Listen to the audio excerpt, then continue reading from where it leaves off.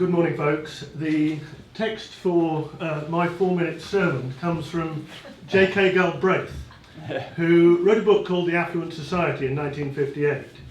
And in the preface he uses these words: not entirely without hope, but entirely without expectation.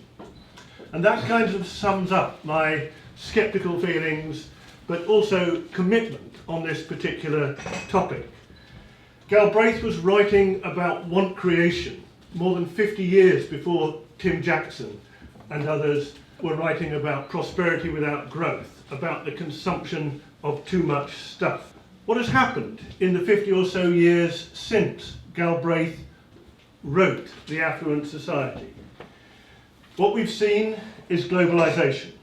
What we've seen is greater inequality, evidenced by the work of people like Joseph Stiglitz and Thomas Piketty. What we've seen is the expansion of global markets, and we've seen the reduction of costs of many goods, which has deepened the negative impacts of mass consumption. And by the 1970s, we already knew about the compromised state of the planet. We've seen inequality increasing, we've seen growth relentlessly promoted, as our other speakers have said, and yet the state seems to be entirely complicit in this failing neoliberal project. Disasters have followed from weak, self-interested leadership, as anybody knowing this painting might know about. But we can see, at times, positive signs. There are individual examples of bottom-up initiatives. Samso Island in Denmark is perhaps one of the most celebrated, where green lifestyles, green energy and so on are brought together.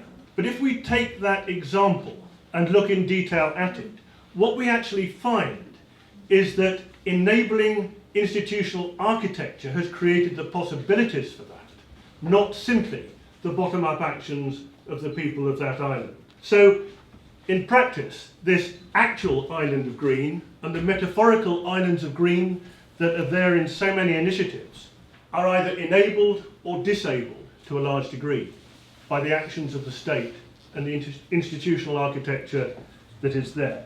So back to Galbraith. What expectation can we have?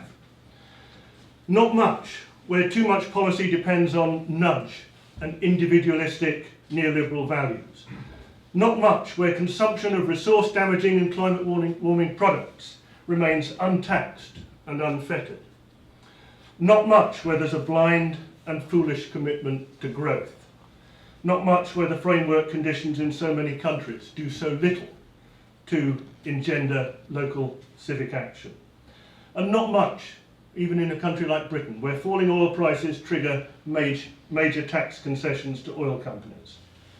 And not much where so much short-termism drives politics. So, while governments tinker with local initiatives on food, climate change or sustainable behaviour, or they take root through endogenous action by committed individuals, there I do see some hope. But are these, like Shakespeare's Scottish play, brief candles that flame, flicker and go out? Or poor players that fret and strut their life upon the stage and then are seen no more? Or are they something that can grow? And I think we need to have real doubts about the inability to change the institutional architecture if we want to see genuine change.